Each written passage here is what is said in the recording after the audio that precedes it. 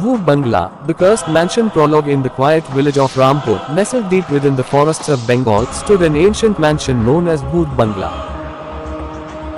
The locals avoided the mansion like the plague, whispering tales of cursed souls, ghostly apparitions, and a family's tragic history that still lingered within its walls.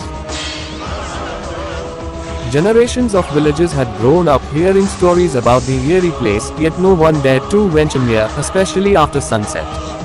The mansion was abandoned years ago after the mysterious disappearance of the Raichand family, the mansion's original owners. Some said they were cursed by an evil spirit, while others believed dark rituals took place within its halls, unleashing something sinister. But one thing was certain: anyone who entered Bhoot Bangla never returned. Chapter 1. The arrival. The monsoon season had just begun, with dark clouds casting an ominous shadow over Rampur. Aman, a young journalist from Kolkata, arrived in the village, determined to uncover the truth about Bhoot Bangla. Fascinated by the legends surrounding the mansion, Aman saw this as the perfect story to boost his career. His editor had dismissed the story as superstition, but Aman believed there was more to it, something that needed to be told. Aman rented a small room in the village for a few days and began asking questions about the mansion. The villagers refused to speak to him, their eyes filled with fear whenever he mentioned Bhoot Bangla. However, one old man, Raghu Kaka, agreed to talk. "Beta, the mansion is cursed," Raghu Kaka warned. "The Raichand family was destroyed by something beyond our understanding. If you value your life, don't go near that place." But Aman, driven by curiosity and ambition, shrugged off the warnings. That evening, he decided to visit the mansion alone. Chapter 2. The haunted grounds. The path leading to the mansion was overgrown with weeds, and the air felt unusually cold for a monsoon evening. As Aman approached the towering structure, he noticed the mansion's decayed facade, its once majestic architecture now crumbling and overrun with vines. The mansion's tall, arched windows were broken, and the doors creaked ominously in the wind. Aman took a deep breath and stepped inside. The interior was eerily silent. Dust covered every surface, and old portraits of the Raichand family hung on the walls, their eyes seemingly following him as he moved through the grand hallway. He set up his camera, determined to capture footage that would prove the mansion's haunting. But as he ventured deeper into the house, strange things began to happen. The floor creaked beneath his feet, and distant whispers echoed through the mansion. At first, Aman thought it was the wind, but the whispers grew louder and more distinct, as though someone or something was speaking to him from beyond the grave. Suddenly, he heard a loud bang behind him. He spun around, but no one was there. His heart raced, and for the first time, a chill of fear crept down his spine. Yet he pressed on, determined not to be scared off. Chapter 3. The spirits. As night fell, the atmosphere inside the mansion became suffocating. The air was thick with tension, and Aman felt an unseen presence watching his every move. He entered the mansion's grand library, where he discovered an old journal belonging to Rajveer Raichand, the head of the family. The journal revealed a shocking tale. Rajveer had been a man of wealth and power, but his obsession with the occult had driven him to madness. He had performed dark rituals in the mansion's basement, hoping to summon a spirit that would grant him immortality. But instead, he unleashed an ancient demon, one that demanded the lives of his family in return for sparing him. The final entry in the journal was smeared with blood, ending abruptly: "She comes for us, we cannot escape, the curse is eternal." At that moment, the temperature in the room dropped drastically. Aman's breath became visible in the cold air, and the whispers returned, only this time they were right behind him. Turning slowly, Aman saw her. A woman in a tattered white sari, her face hidden by her long, disheveled hair. Her eyes, when they met his, were hollow, empty voids of darkness.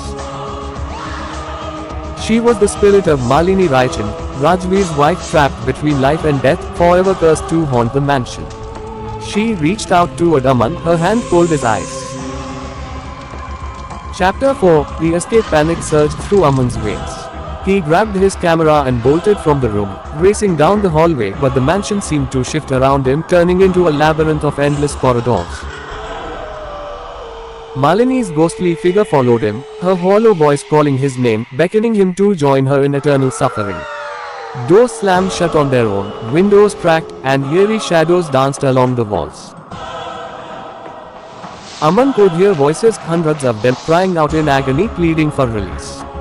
In his frantic escape, Aman stumbled upon the basement roof. Despite every instinct telling him to run, he knew he had to see what lay below. With trembling hands, he opened the door and descended into the darkness. The basement was worse than he had imagined. The walls were covered in strange symbols, and the floor was littered with the remnants of the Raichan family's failed rituals. In the center of the room stood an altar, and lying upon it was the skeletal remains of Rajveer Raichan. Suddenly, the door behind him slammed shut, trapping him inside. Malini appeared again, this time accompanied by the twisted, ghostly figures of the entire Raichan family. They circled him, their ghastly faces filled with anguish. "We are bound to this place," Malini whispered, her voice echoing through the room. "He cursed us and now, you are part of the curse too." Aman felt his body grow cold, as though the life was being drained from him.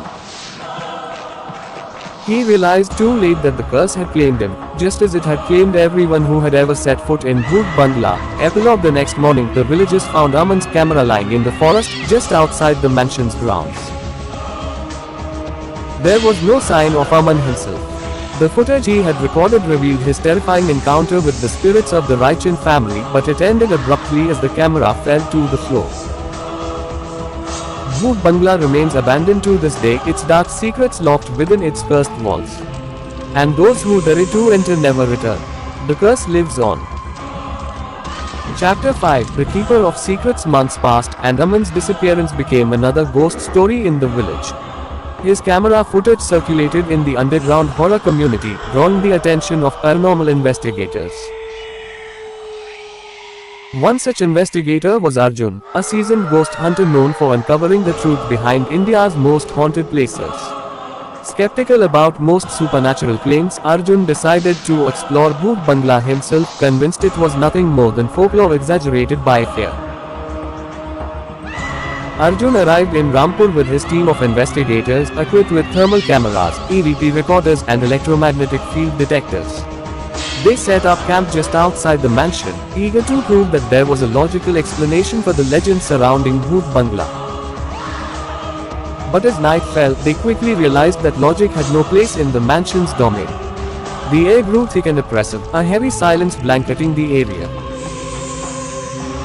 Their equipment malfunctioned within minutes of stepping inside, leaving them in complete darkness. Arjun felt a sudden, intense pressure in his chest, as if the house itself was rejecting their presence. The team split up, each investigator venturing into different parts of the mansion. Arjun, determined to find the basement, made his way through the decaying corridors. As he moved deeper into the house, strange markings appeared on the walls, glowing faintly in the dim light of his flashlight. It was then that Arjun encountered someone, or something he hadn't expected: Dadaji, the elderly caretaker of Bhoot Bangla. Dadaji had lived on the mansion's outskirts for decades, watching over the cursed place. His eyes were milky white, as though he had seen too many horrors to remain whole. He was the last living person who knew the full truth of the mansion. "You shouldn't have come," Dadaji croaked, his voice rasping with age and fear. "This place, it holds more than just spirits. It's a prison. A prison for something far worse." Arjun stared at the old man, confused. "What do you mean? What's in the basement?" Dadaji's face twisted into a grim expression. Rajveer Raichan did not just summon a demon. He unleashed an ancient Rakshasa, a creature of unimaginable power and evil. It was trapped beneath this mansion long before the Raichans came here. The family's greed led them to try to control it, but they failed. Now, the Rakshasa rules this place, feeding on the souls of those who enter. Chapter 6: The Ritual of Binding. Arjun's skepticism wavered as Dadaji spoke. The old man's words matched the strange symbols Arjun had seen in the mansion, symbols used in ancient Hindu rituals to bind malevolent forces. Realizing the gravity of the situation, Arjun decided to stop the creature before it could claim more lives. There must be a way to bind the Rakshasa again, Arjun said, his voice steady despite the fear clawing at him. Dadaji nodded. There is, but it requires great sacrifice. The Raichans tried and failed. You'll need to use the same ritual they attempted, but this time, you must complete it. Dadaji led Arjun to a hidden chamber within the mansion, where a stone altar stood, surrounded by ancient texts and relics. The chamber had been used by the Raichans in their final, desperate attempt to imprison the Rakshasa. Arjun found the Raktachandana, a rare red sandalwood required for the ritual, and began to prepare. As he worked, the mansion came alive with terrifying activity. The walls trembled, and the ghostly apparitions of the Raichan family appeared, their faces twisted in agony. The Rakshasa was aware of Arjun's intentions and wasn't going to allow another attempt to imprison it without a fight. The air around Arjun thickened with malice. The Rakshasa's voice echoed through the chamber, a guttural growl that sent shivers down his spine. You cannot stop me, mortal. I have feasted on the souls of many. You will be no different. Chapter 7. The final battle. Arjun recited the Sanskrit incantations from the ancient text as Dadaji stood nearby, chanting along. The room began to vibrate, and a dark mist seeped from the cracks in the walls, forming into a towering, monstrous figure. The Rakshasa's eyes glowed with malevolence as it took shape, its shadowy form filling the chamber with a sense of impending doom. The ritual was far from complete, but the Rakshasa was too powerful to be held back by words alone. With a roar, it lashed out, its dark tendrils wrapping around Arjun, suffocating him. Arjun gasped for air, struggling against the overwhelming force of the creature's grip. Just as he was about to lose consciousness, Dadaji stepped forward, holding a small, glowing talisman, the Amrit Kalash, an ancient relic said to contain drops of divine nectar. The Rakshasa recoiled at the sight of the talisman, its power too great for the dark entity to withstand. Finish the ritual, Dadaji shouted. With the last of his strength, Arjun completed the incantation. The air around them crackled with energy, and the Rakshasa let out a blood-curdling scream as its form was pulled back into the earth, bound once more to the depths beneath Bhoot Bangla. The ground shook violently as the mansion began to collapse. Arjun and Dadaji barely escaped as the cursed building crumbled to dust, finally releasing the souls trapped within. Epilogue. The silence of Rampur. Weeks after the mansion's destruction, Rampur village returned to its quiet, uneventful state. The villagers, no longer haunted by the shadows of Bhoot Bangla, resumed their daily lives, grateful that the curse had been lifted. Arjun returned to Kolkata, forever changed by his encounter with the supernatural.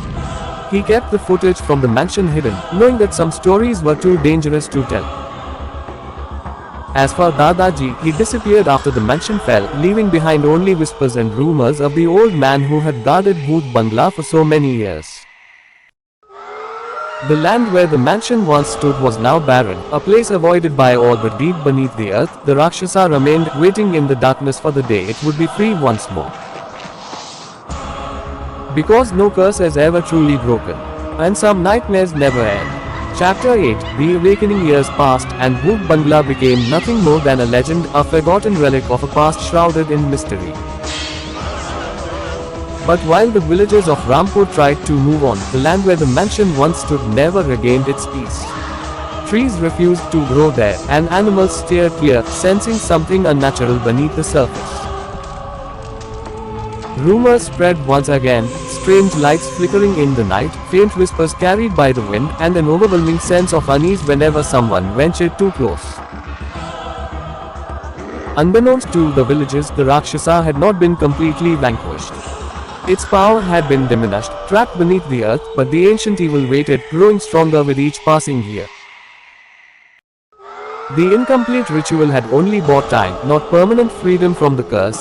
Chapter 9. The stranger's return. In the city of Kolkata, a young archaeologist named Priya had spent years researching ancient curses and legends. She had come across the story of Bhoot Bangla and the mysterious disappearance of Aman, along with Arjun's writings about the Rakshasa. Priya had always been skeptical of supernatural stories, but something about Bhoot Bangla called to her, a gnawing curiosity that grew into an obsession. Determined to uncover the truth, Priya packed her bags and headed for Rampur, armed with knowledge from old manuscripts, a map of the mansion's original structure, and the belief that there was more to the story than anyone realized. When she arrived in Rampur, the villagers warned her, just as they had warned Aman all those years ago. But unlike Aman, Priya was not seeking fame, she was driven by the need to understand what had really happened. The more the villagers insisted she stay away, the more convinced she became that something was still there, waiting to be discovered. As Priya set foot on the barren land where the mansion once stood, a strange sensation washed over her. It was as though the earth beneath her feet was alive, pulsating with dark energy. She knew that whatever had happened here was far from over. Chapter 10, The Portal of Shadows. After days of studying the land and the remnants of Bhoot Bangla, Priya discovered something chilling, a hidden entrance beneath the ruins, a tunnel that led deep into the earth. Armed with a flashlight and her research materials, she ventured into the darkness alone.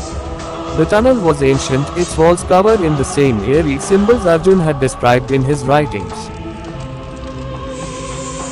As she descended deeper, the air became colder, and a familiar whisper began to echo around her. But Priya wasn't afraid, she had prepared for this.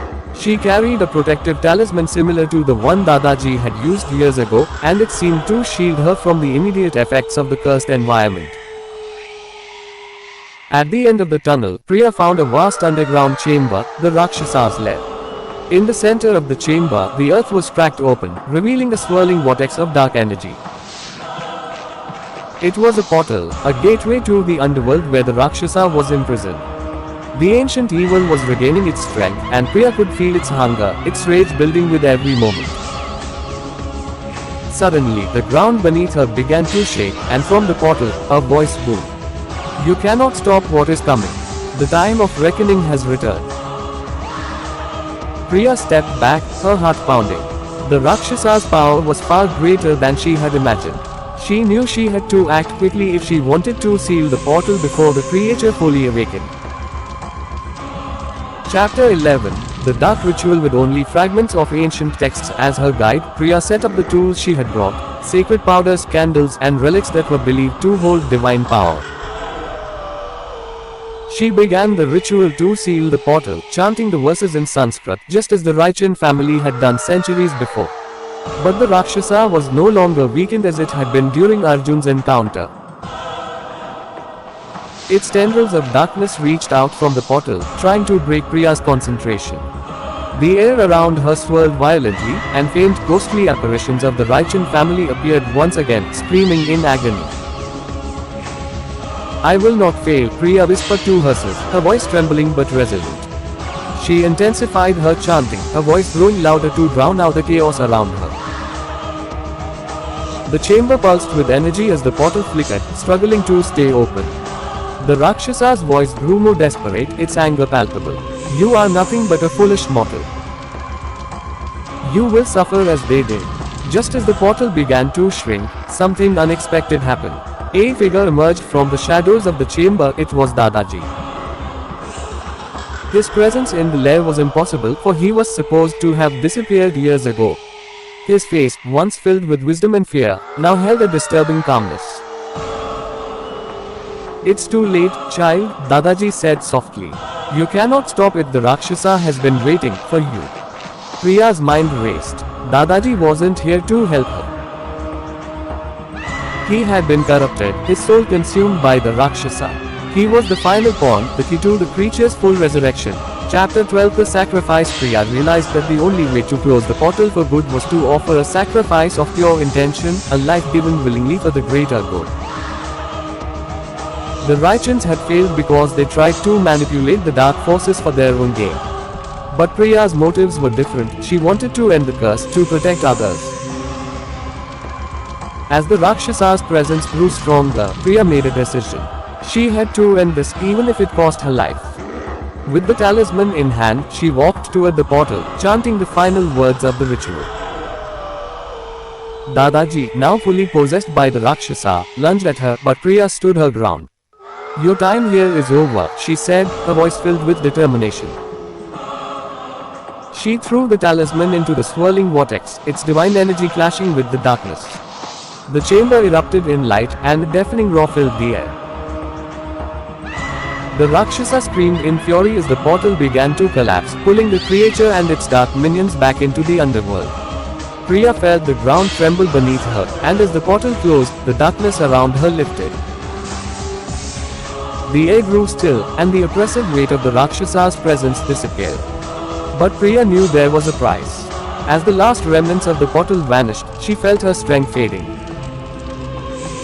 She had succeeded, but at the cost of her own life force. The ancient curse had finally been broken, but she would not live to see the world freed from its shadow. Epilogue: a new beginning. When the villagers found Priya's body the next day, they were filled with sorrow, yet a strange sense of peace had returned to Rampur. The land where Bhoot Bangla once stood no longer felt cursed. It was as though the earth itself had been cleansed. The legend of Bhoot Bangla and the brave souls who had fought against its darkness lived on, passed down from generation to generation. Priya's sacrifice was remembered not as a tragedy, but as a story of courage, resilience, and the power of the human spirit against ancient evil. For the first time in centuries, the land was free. But in the farthest corners of the world, where darkness still lingered, whispers of the Rakshasa remained, a reminder that evil never truly dies. It only waits, hidden in the shadows, for the next soul brave enough to confront it. Chapter 13: The Forgotten Ones. Despite Priya's sacrifice, whispers about the Rakshasa persisted. While Rampur seemed freed from the curse, there were still those in the world who knew the true history of Bhoot Bangla and were drawn to its dark legacy. One such group was an ancient secret society known as the Siddha Dharmika, a cult dedicated to controlling supernatural entities for their own gain. They had long sought the Rakshasa, believing it could grant them immense power. With the portal closed and the mansion destroyed, the Rakshasa was again locked away in the netherworld, but the Siddha Dharmika had no intention of letting it remain there. Using dark magic, they devised a plan to reopen the portal and harness the Rakshasa's power. Unbeknownst to the villagers, the society sent one of its members, Anya, into Rampur. Disguised as an anthropologist studying local folklore, Anya's mission was clear: locate the remnants of the ritual Priya had performed and use them to bring the Rakshasa back into the world. Chapter 14: The Veil Lifts. As Anya arrived in Rampur, the villagers were wary of her. They still remembered Priya's tragic fate and feared outsiders who might stir up the past. But Anya was careful, earning their trust by pretending to write a book about the cultural significance of ghost stories in India. She visited the site of Bhoot Bangla, now overgrown with weeds and wildflowers but still eerily quiet. The villagers, despite their attempts to forget, knew something still lingered beneath the soil. Anya's true intentions remained hidden as she spent weeks exploring the land, taking notes, and covertly conducting rituals in the dead of night. As she delved deeper, strange things began to happen. Odd noises, sightings of shadowy figures, and an unnatural chill that descended on the village. One night, Anya found what she had been searching for, an old prayer stone inscribed with the final words Priya had spoken during her ritual. This stone had absorbed some of the energy from Priya's sacrifice and was now the key to reopening the portal. With the prayer stone in hand, Anya knew she was close to achieving her goal. All she needed was the final piece, a blood offering. Chapter 15: Blood and Shadows. The night of the blood moon arrived, and Anya, along with several members of the Siddha Dharmika who had come to assist her, gathered at the old site of Bhoot Bangla.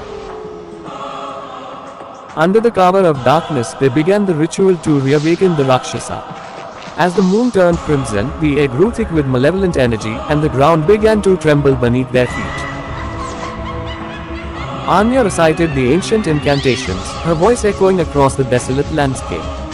The prayer stone began to glow with an unholy light, and the portal that Priya had sealed began to crack open once more.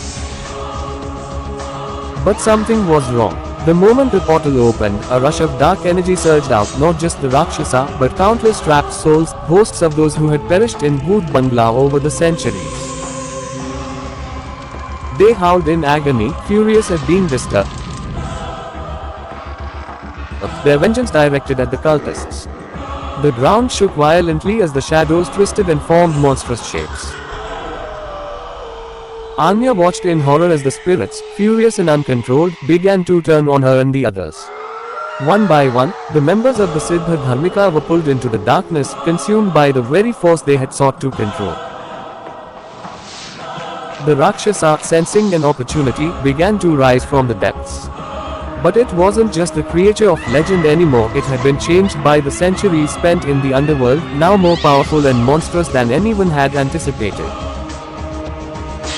Its form was a grotesque mix of darkness and flame, its eyes glowing with hatred for the mortal world. Chapter 16, The Guardian returns. As the chaos unfolded, one figure emerged from the shadows, Dadaji. Though long thought to be lost to the curse, Dadaji had not perished when the mansion fell. He had been trapped in a liminal space between life and death, serving as an unwilling guardian of the Rakshasa's prison. Now, seeing the portal reopened, Dadaji returned, not as the caretaker he once was, but as a spectral force determined to prevent the Rakshasa from breaking free. Dadaji's spirit confronted Anya, his voice echoing like thunder. "You don't understand what you unleashed. You must stop this." But Anya, driven by fear and desperation, refused to listen. She continued the ritual, hoping to regain control, but it was too late. The Rakshasa was beyond anyone's control now, and the hosts of Bhoot Bangla had grown too powerful to be bound again. Dadaji knew there was only one way to stop the madness. The portal had to be closed for good, but this time it required the ultimate sacrifice, a soul bound to the curse. Chapter 17, Anya's redemption. As the chaos around her grew, Anya realized her ambition had led to disaster. The cultists were dead, the spirits were enraged, and the Rakshasa was emerging. She had failed, and in that moment,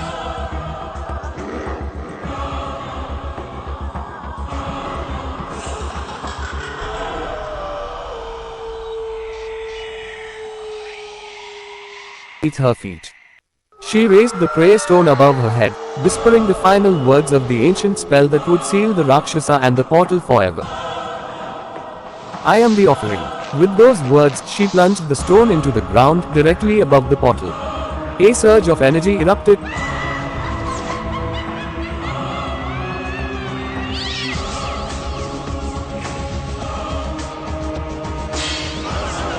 as the portal closed. Anya was consumed by the energy, her body disintegrating into the earth, leaving nothing behind but silence. Epilogue, Eternal peace. Rampur was quiet once more, and the cursed land where Bhoot Bangla had stood was finally still.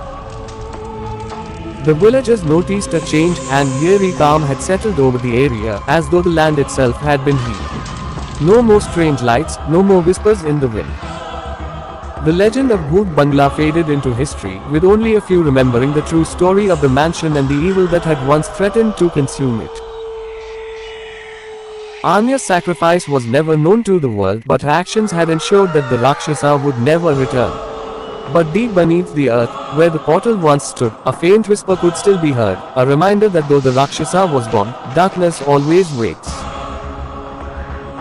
And in the world of shadows, nothing is ever truly over. Chapter 18, The shadows stir. Years passed, and the villagers of Rampur continued to live their quiet lives, believing the nightmare of Bhoot Bangla was over. The land, once cursed, had now become a place of peace. However, those who ventured too close to the site still spoke of an unshakable unease, as though the earth itself was watching. A rumor began to spread. The land had a will of its own, choosing who could step upon it without harm. In the nearby town, a wealthy businessman named Suresh Mittal took an interest in the property. Suresh was a skeptic of ghost stories and legends. For him, Bhoot Bangla was prime real estate, and he saw an opportunity to develop the land into a sprawling resort. Despite the warnings from the elders of Rampur, Suresh began construction. As bulldozers tore into the earth, strange occurrences returned. Workers reported hearing cries from beneath the soil, their equipment malfunctioned for no reason, and several workers fell ill with inexplicable symptoms. Yet Suresh, stubborn and driven by profit, refused to stop the project. One night, the foreman of the construction crew, Ravi, was working late to finish an important phase of the project. The other workers had left for the day, leaving Ravi alone at the site. As he inspected the newly laid foundations, he heard something that chilled him to the bone, the sound of children laughing, distant and echoing from the ruins of Bhoot Bangla.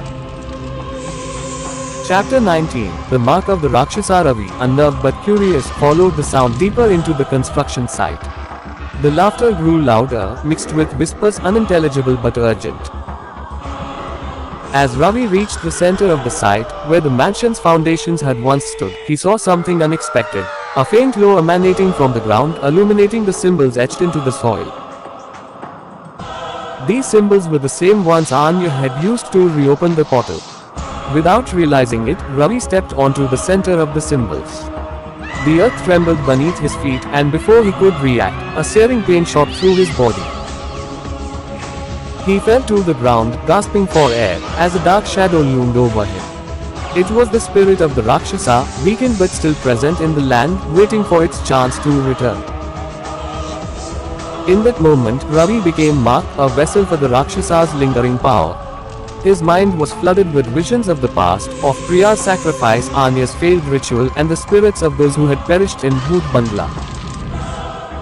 The Rakshasa, though defeated, had left a piece of itself behind, waiting for a mortal foolish enough to disturb the land. Ravi awoke the next morning, drenched in sweat and disoriented. He had no memory of the night before, but a strange symbol was burned into his palm, the mark of the Rakshasa. Though unaware of its meaning, Ravi could feel a change in himself. He began hearing voices, whispers that seemed to guide his every action, pushing him toward violence and chaos. Chapter 20, The New Curse. The day after Ravi's encounter, accidents began to plague the construction site. Workers were injured by falling debris, others saw terrifying visions of shadowy figures stalking the area, and the atmosphere grew heavier with each passing day. Suresh, still skeptical but frustrated by the delays, decided to visit the site himself to put an end to the nonsense. As Suresh arrived, he was greeted by Ravi, who seemed strangely composed, his eyes cold and distant. The foreman insisted everything was under control, but Suresh noticed the strange symbol on his hand. He brushed it off, demanding the work continue at any cost. But that night, things took a darker turn. Suresh stayed late at the site, reviewing blueprints in his office trailer.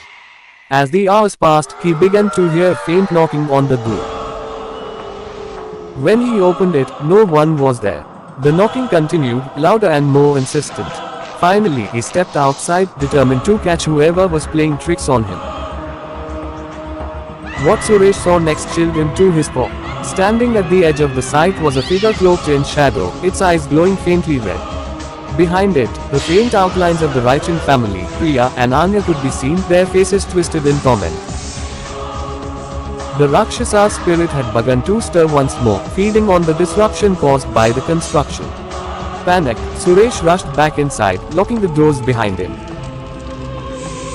But the knocking didn't stop. It grew louder, shaking the walls of the trailer. He covered his ears, trying to block out the sound, but the whispers began to grow, insidious voices telling him to flee, to abandon the project before it was too late. Suresh, shaking with fear, gathered his things and fled Rampur that night. He never returned, leaving the project unfinished and the land undisturbed. Chapter 21, Ravi's descent. With Suresh gone, Ravi found himself in charge of the site. But as the days passed, his behavior became increasingly erratic. The voices in his head grew louder, pushing him toward darker and more dangerous thoughts. He isolated himself from the other workers, spending long hours alone at the site, staring into the depths of the ruined mansion. One evening, as the sun set over Rampur, Ravi performed a dark ritual.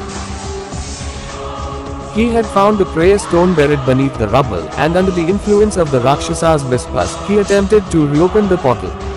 The land, already weakened by the recent disturbances, began to crack once again, and a faint glow emerged from the earth.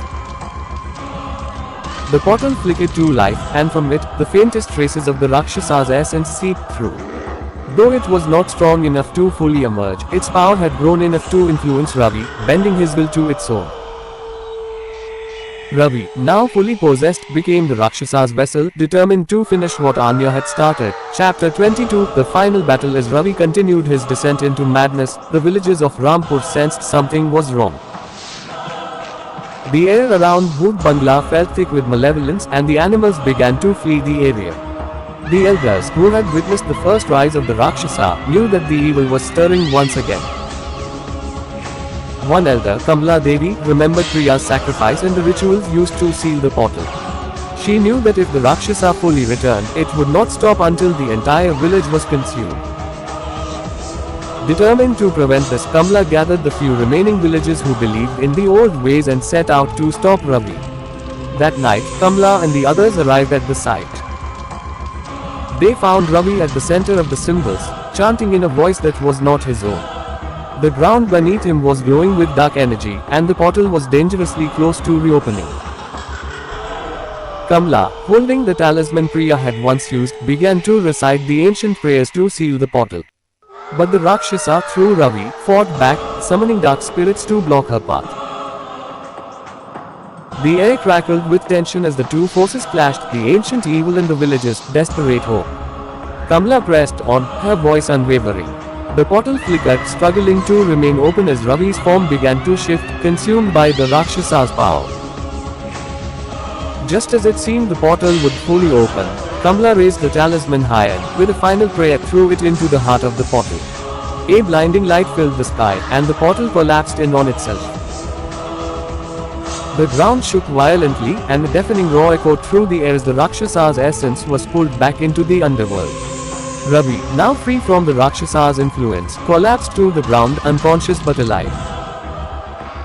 Epilogue: the curse lifted with the portal sealed once again, peace returned to Rampur. The construction site was abandoned, and the land was left untouched, a silent reminder of the dark history that had once haunted it. The villagers, though grateful for Kamla's bravery, knew that the Rakshasa's presence had left a permanent mark on the land. Ravi, forever scarred by his experience, left Rampur vowing never to speak of what had happened. The legend of Bhoot Bangla faded once more into myth, but those who lived in the village knew the truth that beneath the earth, in the darkest depths, the Rakshasa's shadow still lingered, waiting for the day it could rise again. But for now, the land was quiet, and the shadows, for the first time in centuries, were still.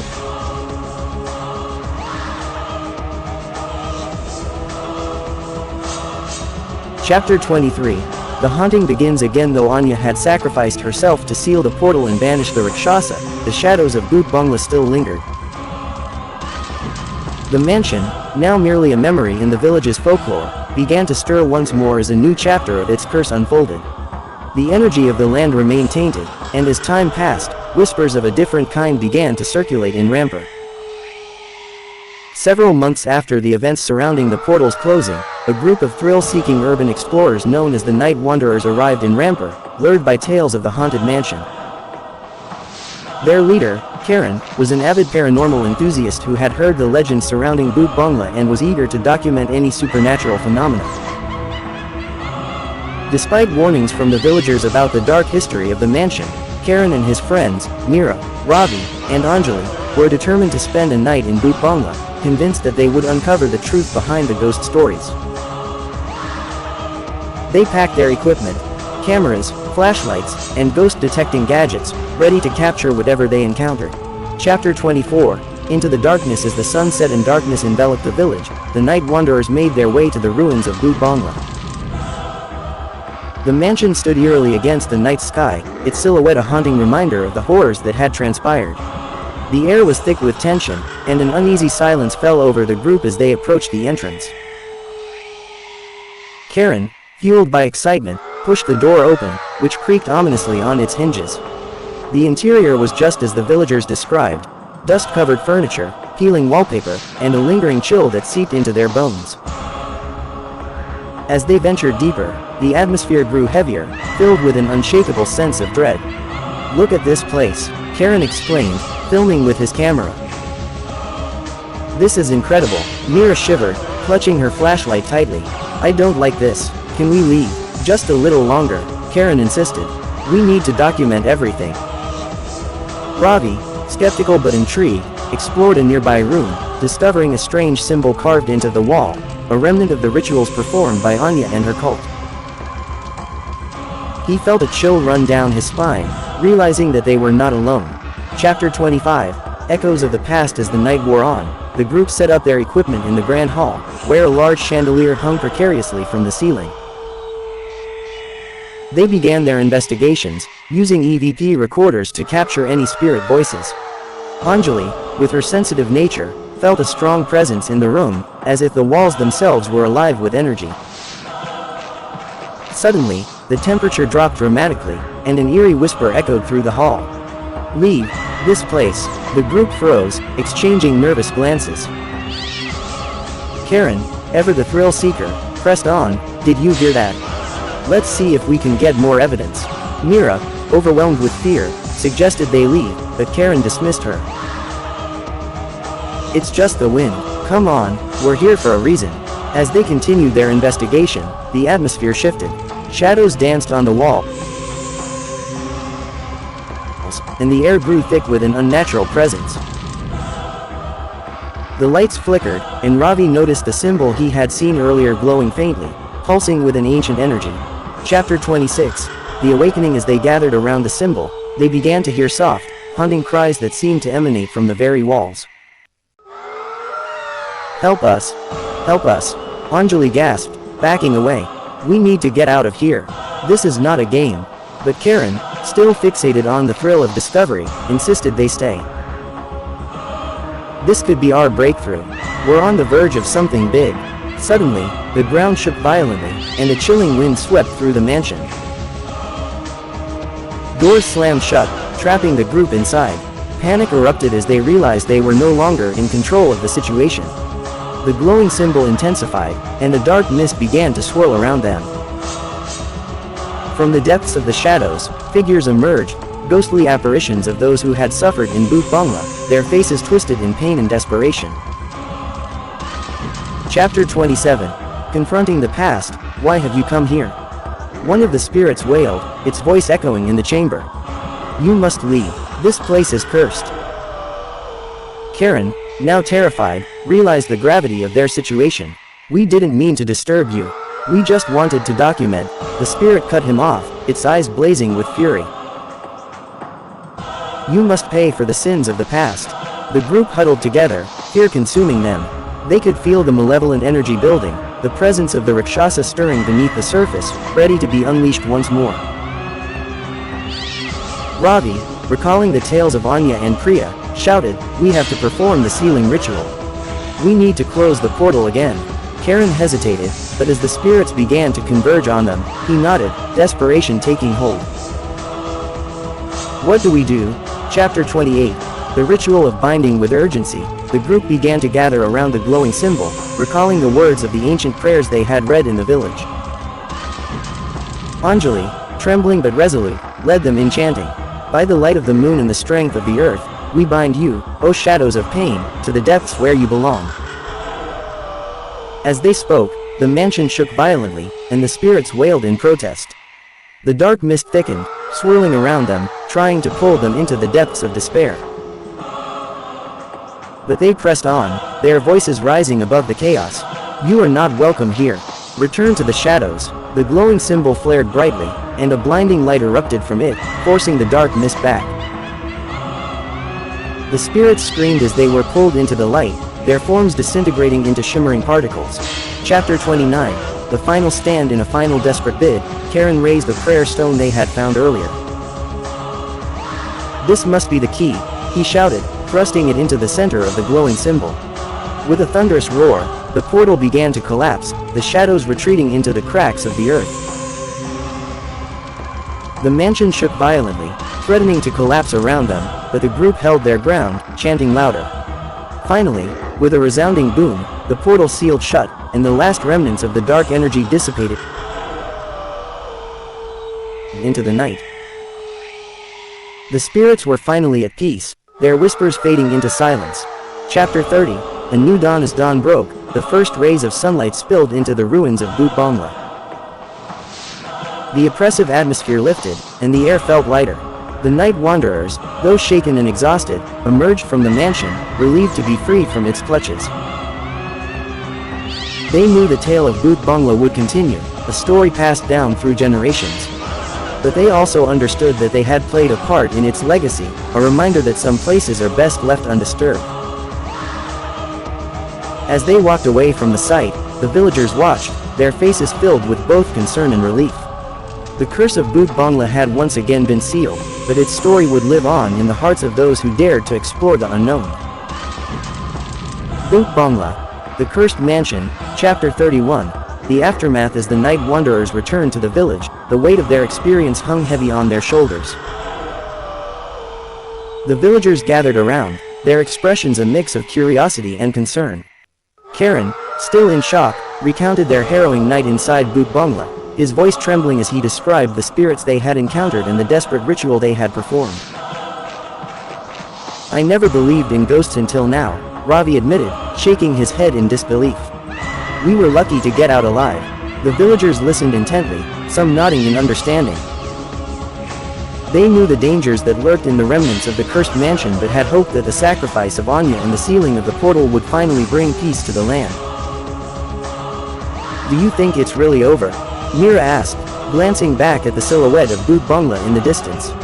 "I hope so," Karan replied, but doubt lingered in his eyes. "But we must ensure that the story is told. The next group of thrill-seekers might not be as lucky as we were." Chapter 32. A new legend. In the weeks that followed, the night wanderers became local legends themselves. They documented their experiences, creating videos and articles that warned of the dangers of Bhoot Bangla and the importance of respecting the past. Their footage went viral, attracting attention from ghost hunters and paranormal enthusiasts across the country. But with fame came curiosity, and soon, more people began to arrive in Rampur, eager to test their bravery against the cursed mansion. Despite the warnings from the villagers and the night wanderers, many dismissed the tales as mere folklore, eager to seek thrills without heeding the lessons of those who had come before. Karan felt a growing sense of dread as he watched the new explorers arrive, equipped with gadgets and bravado, oblivious to the dark history of Bhoot Bangla. "We have to do something," he told his friends one evening. "We can't let history repeat itself." Chapter 33. The guardians of the mansion. Realizing the urgency of the situation, Karan, Mira, Ravi, and Anjali decided to form a group they called the Guardians of the Mansion. Their mission was to protect Bhoot Bangla from those who sought to disturb its peace. They began to organize community meetings, educating the villagers and visitors about the mansion's history and the sacrifices made to keep the darkness at bay.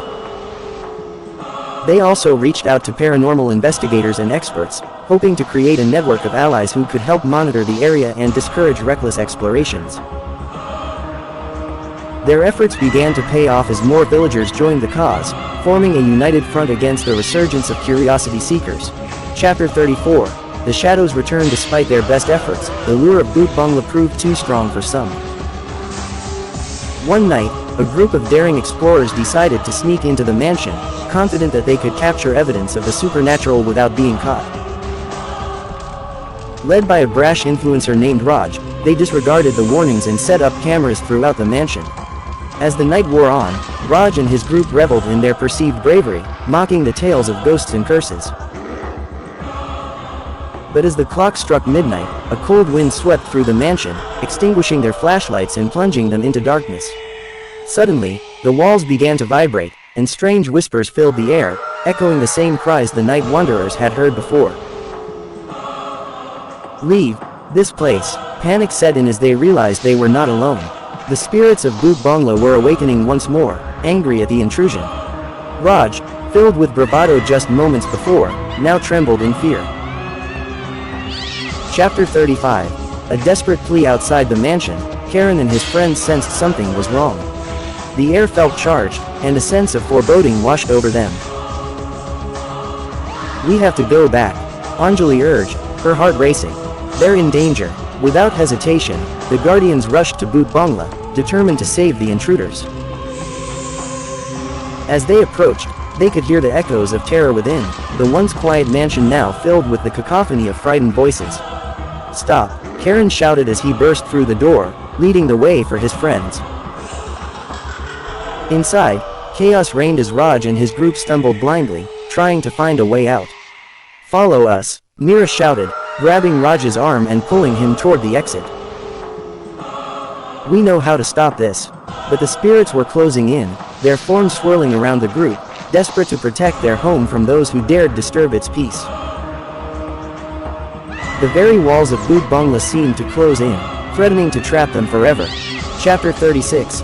The ritual revisited. Karen quickly led everyone to the central hall, where the symbol still faintly glowed, remnants of the ancient ritual that had once sealed the portal. "We need to perform the ritual again," he shouted over the din. "It's the only way." With urgency, the guardians began to gather everyone around the glowing symbol. They remembered the words from their previous encounter, and with trembling voices, they began to chant. "By the light of the moon and the strength of the earth, we bind you, O shadows of pain, to the depths where you belong."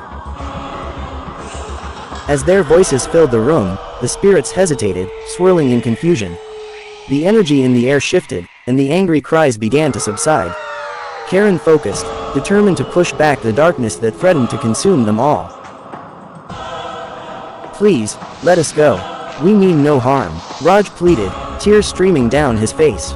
"We were wrong to come here." The spirits paused, their rage subsiding as they sensed the sincerity in Raj's voice. Karen pressed on, his voice steady and strong. "You are not welcome here. Return to the shadows." Chapter 37. The breaking of the cycle. With a blinding flash, the glowing symbol burst into a radiant light, illuminating the entire mansion. The spirits, sensing their hold on the world slipping, began to retreat, their anguished cries echoing as they were pulled back into the depths. In that moment of unity, the guardians held hands, channeling their collective strength and resolve. "We are the protectors of this place," Anjali shouted, her voice rising above the chaos. "We will not let the past repeat itself." As the last remnants of the dark energy were banished, the mansion shook violently, but instead of collapsing, it transformed. The oppressive atmosphere lifted, replaced by a warm, comforting glow. The air felt lighter, as if the weight of centuries had finally been lifted. The spirits, once tormented and filled with rage, now appeared before them as glowing figures, their faces peaceful. "Thank you," they whispered in unison before dissipating into the light, finally at rest. Chapter 38. The dawn of a new era. As dawn broke over Rampur, the sun cast its golden rays upon Bhoot Bangla, illuminating the ruins that had once been a place of terror. The guardians emerged from the mansion, weary but victorious. Karen turned to Raj and his group, who were still in shock. "You see now, this place is not just a haunted house, it's a monument to the sacrifices made to protect it." Raj nodded, his expression remorseful. "I'm sorry, we were foolish to come here. We didn't understand." From that day forward, the guardians dedicated themselves to preserving the memory of Bhoot Bangla and educating others about its history. They created a community program focused on local folklore, encouraging respect for the past and the spirits that lingered. Chapter 39. A legacy of respect. As word spread about their experiences and the transformation of Bhoot Bangla, more visitors came to Rampur, but this time with a sense of reverence. The mansion became a site of pilgrimage, where people would come to pay their respects and learn about the importance of honoring the stories of those who had come before. Karen and his friends often returned to the mansion, sharing their tale with others and reminding them of the power of unity and respect. They established an annual festival to celebrate the spirits of Bhoot Bangla, ensuring that their legacy would live on. In time, the fear surrounding Bhoot Bangla faded, replaced by a sense of wonder and appreciation for the mysteries of the past.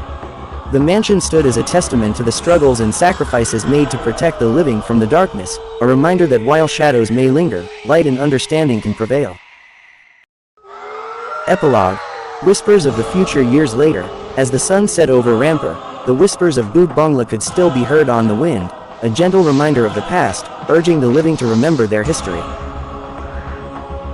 Karen, now an elder, stood at the edge of the mansion, watching the sunset.